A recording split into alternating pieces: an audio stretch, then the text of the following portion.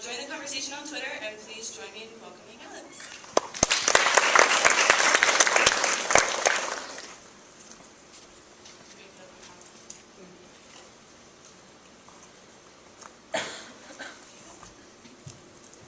How many of you were in 3010 today that already saw me? Okay, not as many as I thought.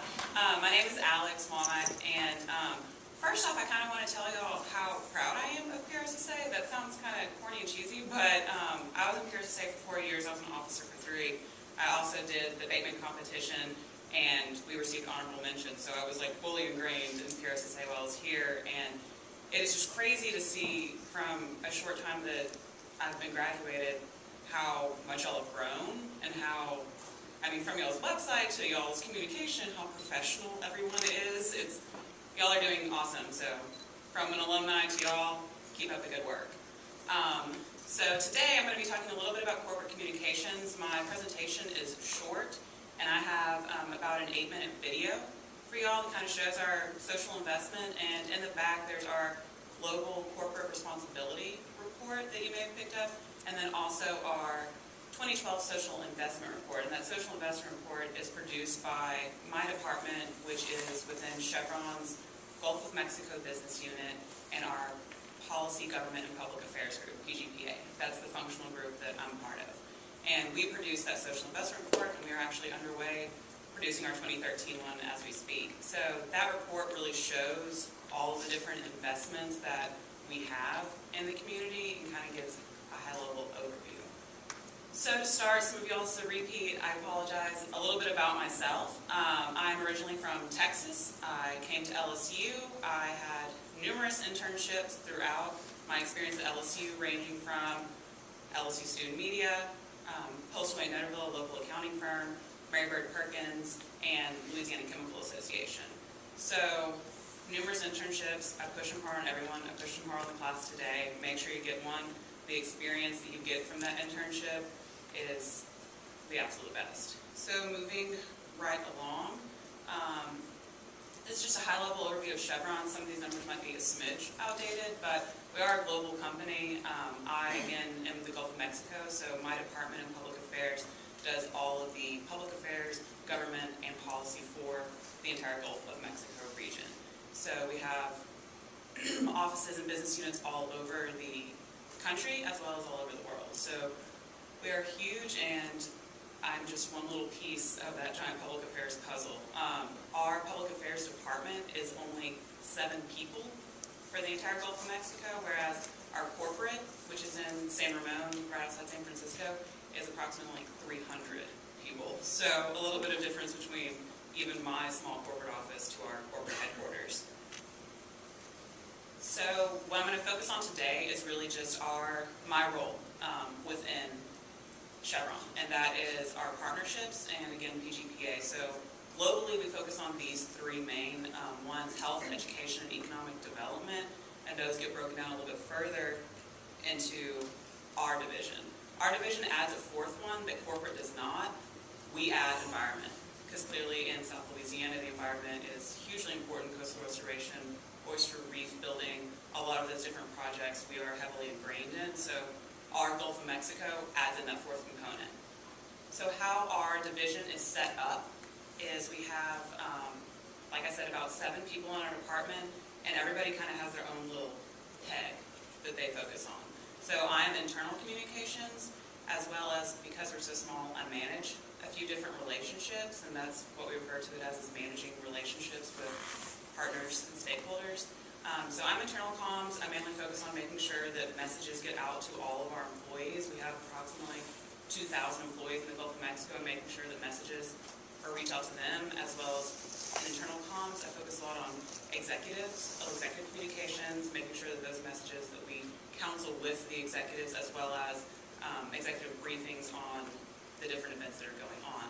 Our social performance feeds into what this big graphic is that is not very well seen from up here. It's better on there. But basically, it's just broken up into those 4 different divisions. Social performance is interchangeable with what we call social investment, which is what your report is. And we focus on employee engagement and making sure our employees go out and volunteer, just like PRSSA is trying to get y'all to go out and volunteer. that carries over. We try to get our employees to go and volunteer and get ingrained in the community. And then we have our external communications and media relations, which is all of the coordination with the media, all the different, all the typical press releases, and responding to any media inquiries.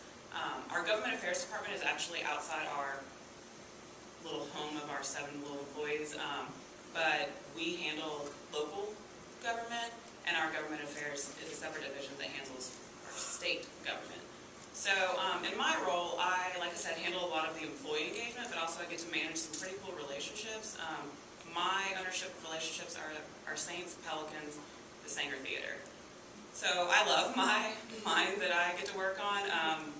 My coworker Sarah, who's strictly community engagement, hers range from No AIDS to NORD, which is the New Orleans Recreation Department Commission, which y'all are going to see a lovely video on. And so we reach out to a bunch of different partners, which are all included in that giant social investment report that y'all saw. So this is just some fun pictures. The Saints Back to Football 5K Chevron sponsored, so I got to be involved in all the sponsorship and branding part of that, as well as, you'll see up in the corner on the top of, in the Superdome, that new Chevron placard has to go through me, go through our branding, make sure it meets branding guidelines. I got to be able to be on the field for the first game against the Falcons. I got to be within arm's reach of Steve Gleason, which was amazing to me. So I didn't actually meet him, but it's just like me standing, like, pretending that, like, we met somehow. I have a separate picture of me, like, slowly, like, behind him. But, didn't want to put that on here. But there's a lot of different cool things that we get to do, and it's kind of on the flip side of what agency does, because my role is making sure that we're working with that partner and that we're kind of executing that sponsorship and making sure that our branding and making sure that Chevron is represented with that organization. So the Saints and I work together for the 5K to make sure that, you know, our messages were lined up, health and wellness, making sure that the community out and gets fit and does something active and moving. And it's a little bit different than agency, which is what I'll get onto. And this is kind of going to the video that I'm going to show you all about NORD.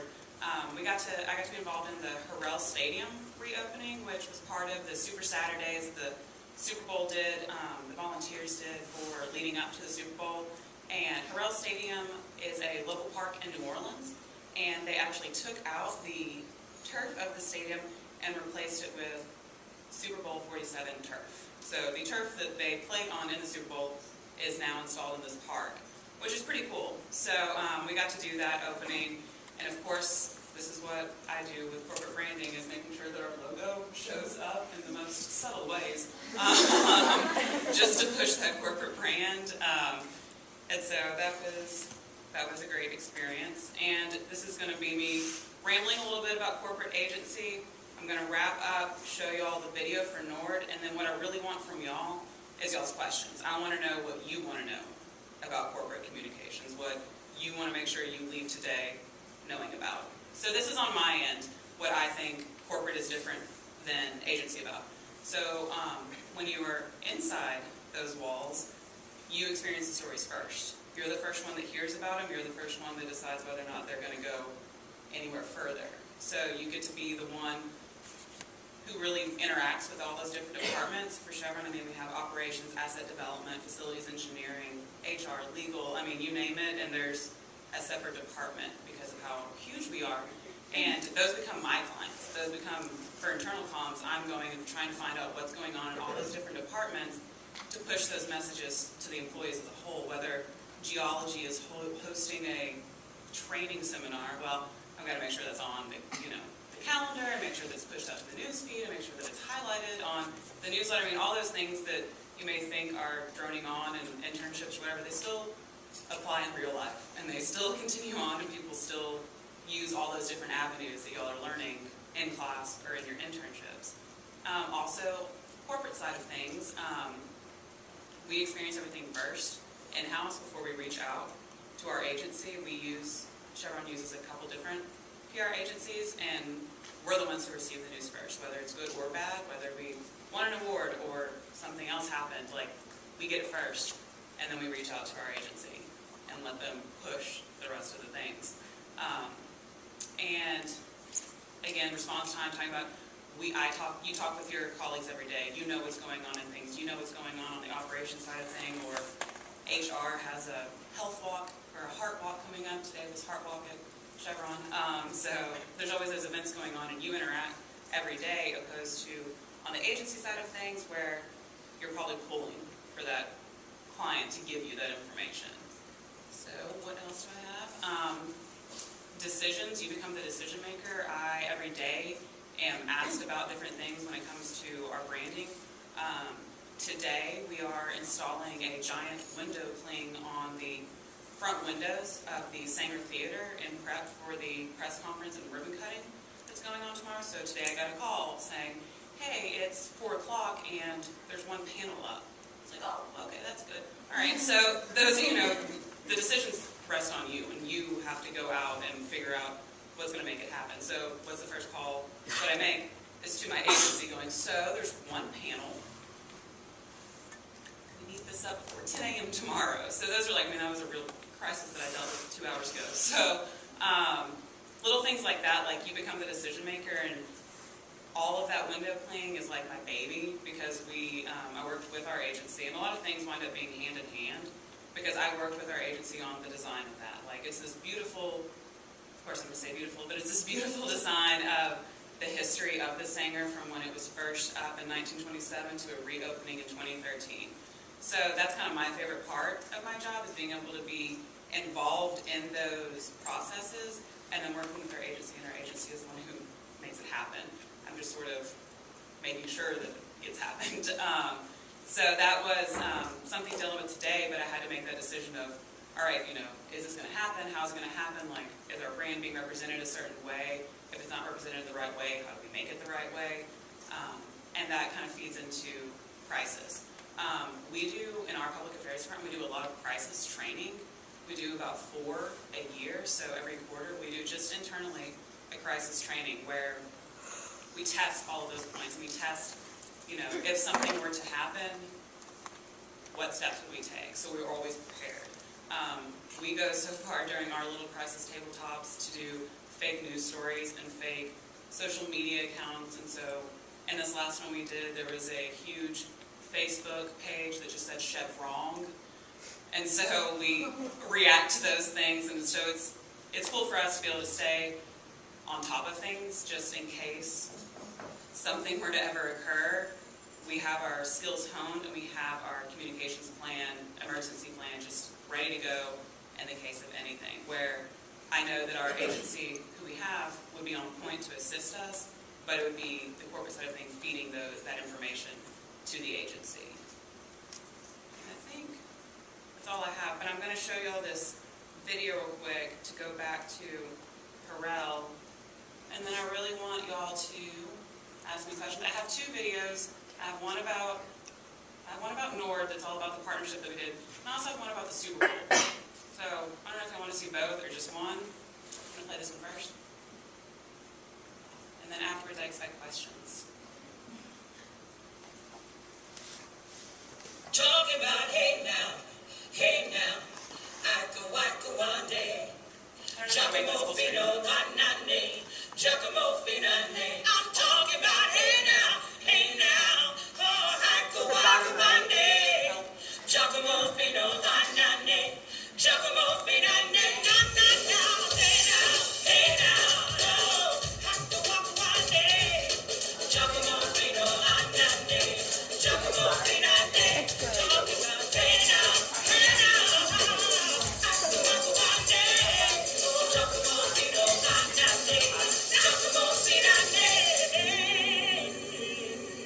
New Orleans is a gumbo pot of culture. Food and music, art, dance, and sports that trace their roots back to the earliest days, when people came together on this crescent of land along the Mississippi River. The history and culture that define our city are at the heart of the New Orleans Recreation Department. Born in the late 40s, North was progressive. Its mission? To give all the children of New Orleans safe place to play, take kids off the streets, build a sense of community, and improve the quality of life. NORD was born of a public-private partnership and created for all to enjoy. This facility was built back in the 50s. A phenomenal site. It's been used for many, many generations. Part of our mission is to foster great, wholesome urban living. This building coming back online will be a catalyst to help us to continue to do that. We know what this will do, not just for this community, but for the city. It's a huge win, and it's a huge commitment by Chevron. It's a huge statement of Warner's leadership and where the city is going. The concept was so new and exciting, NORD was honored by Life magazine in 1949. All this summer, in the big, sprawling city of New Orleans, 75,000 children have been having the time of their lives. They have plenty of places to play, pools to swim in, shows to watch, and a schedule of free activities as full as a woman's pocketbook. They are beneficiaries of NORD.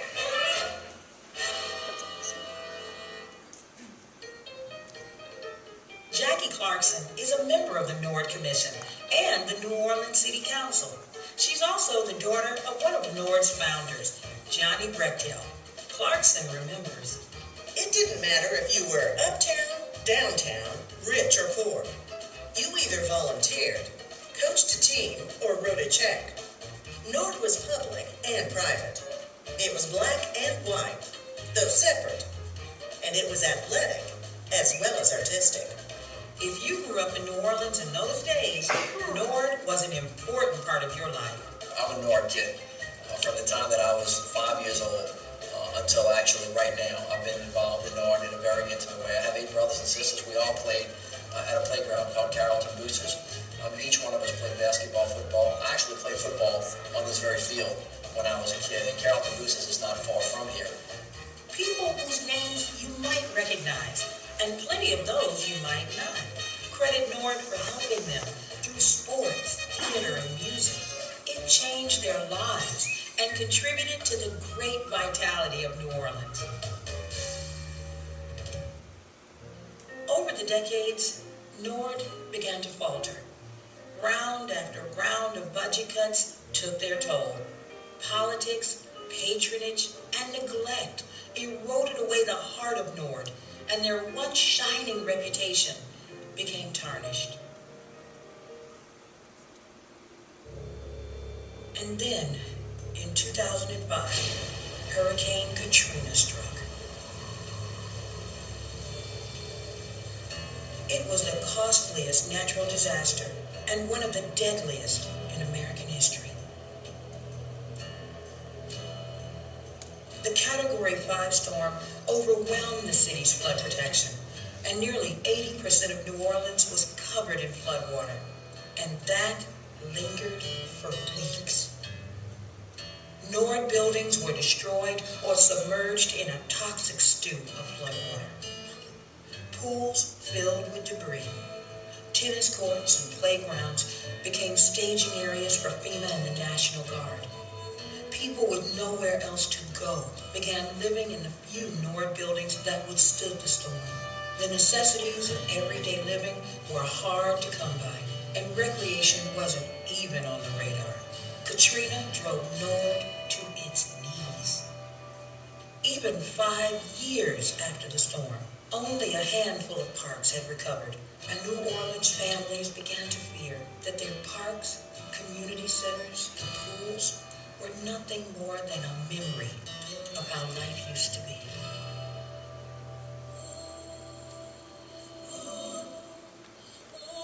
In 2010, a new idea began to grow, to completely transform NORD into a true public-private partnership, a reflection of the original concept of NORD and a recognition that no single entity could save this important program on their own. NORD-C was born. A commission of government, community, and business leaders would rebuild NORD into a revolutionary program. The voters approved the new NORD, and the revitalization was underway. It's been a blessing because it gives us a new start, a new day, a new way, a huge renaissance of where we're going as an organization.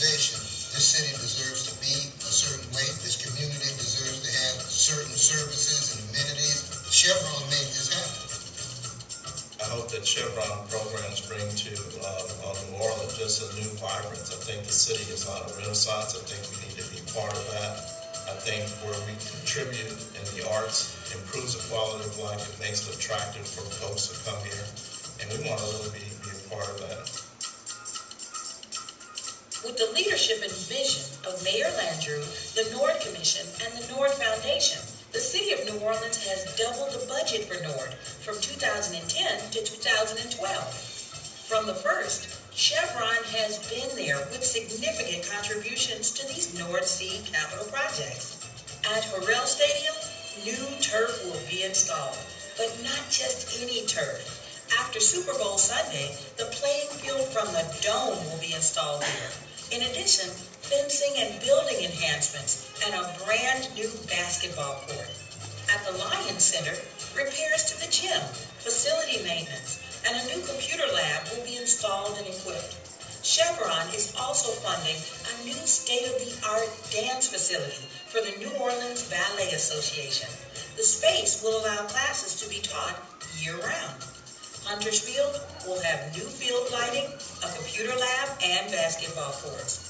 The Kingswood Playground will have new state-of-the-art solar lighting.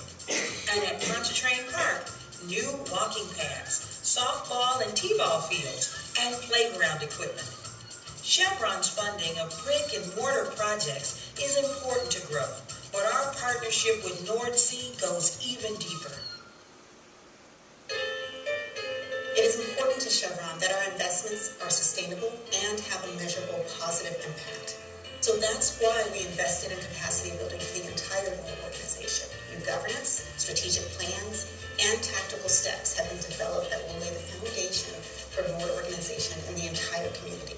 We also created the Chevron Future Leaders Initiative for the Nord Team Council, teaching them critical life and work skills, enabling early career exploration, while reinforcing leadership behaviors and exceptional school performance. In the distinctive culture of our city, the Nord Sea is a treasured resource. Chevron understands the complex challenges facing our communities. The partnership forged with Nord Sea is a way to find lasting solutions. Music and sports, dance and art are being reborn in the parks, community centers, and hearts of the people of New Orleans. At Chevron, we remain committed to the social and economic development of communities in which we live, work, and play.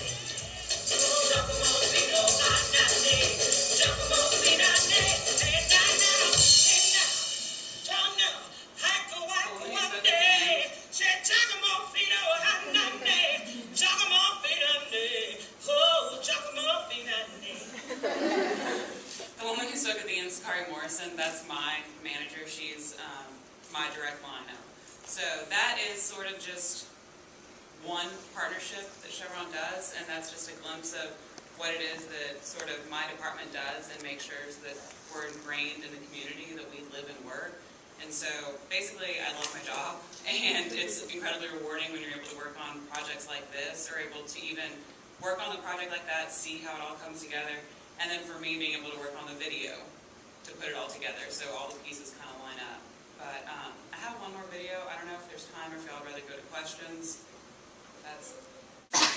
So that is just sort of a brief synopsis of what I sort of do in a day-to-day, being in corporate communications, and I hope you'll have some questions that I can answer all the way in the back. I have like a tag along too. When did you start with Chevron? When did I start? Yeah, like, and what were you like in the position that you are now? Yes, I'm in the position I'm in now, but I just started with Chevron. I say just April, so I've been there for about 6 months. The 3010 class heard me earlier. I am a notorious job hopper, like terribly. I've been out of school for 3 years, and I think Chevron's my 4th job. So, and my entire group of friends makes fun of me for that because all of them have pretty much stayed with their first job out of college, or maybe have moved once. But Chevron's moved 4 for me, but this is the last stop because I have a lot of opportunities within Chevron. Chevron has obviously business units all over the world, and there's a lot of different jobs. So right now, today, my thought process is that I will stay with Chevron and move within the company. Okay. Number 2,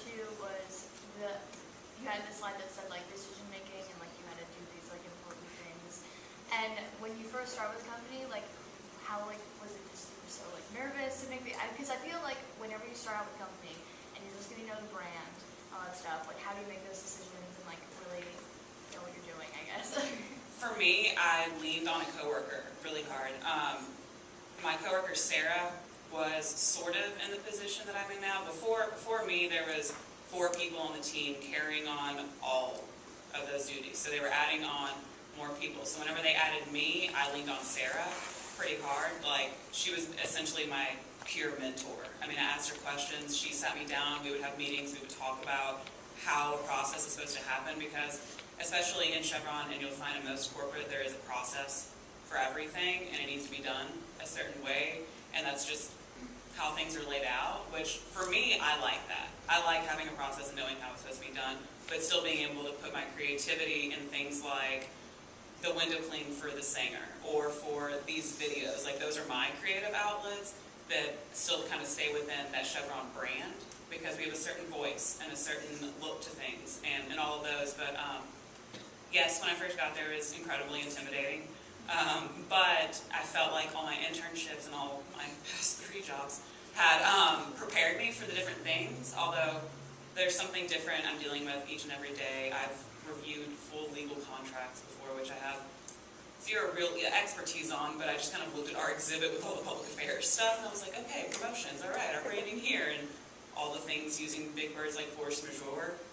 I leave that to the lawyers, but it's always something different, and I think no matter how much you prepare yourself for, you're never going to be fully prepared when you step in that first day. But you find someone to ask questions, or just don't be afraid to ask questions. My boss is amazing, and she walks me through a lot of things, and now that I've been there for a while, now I get to keep things on my own plate. Like, she just gives me responsibility and says, oh, you know, the Saints are sending over the interval signage, like, just review it and approve it. Oh, okay, no problem. So, I hope that answers your question. I'm most interested in corporate PR, so I just kind of want to hear, like, what you think is the best way to brand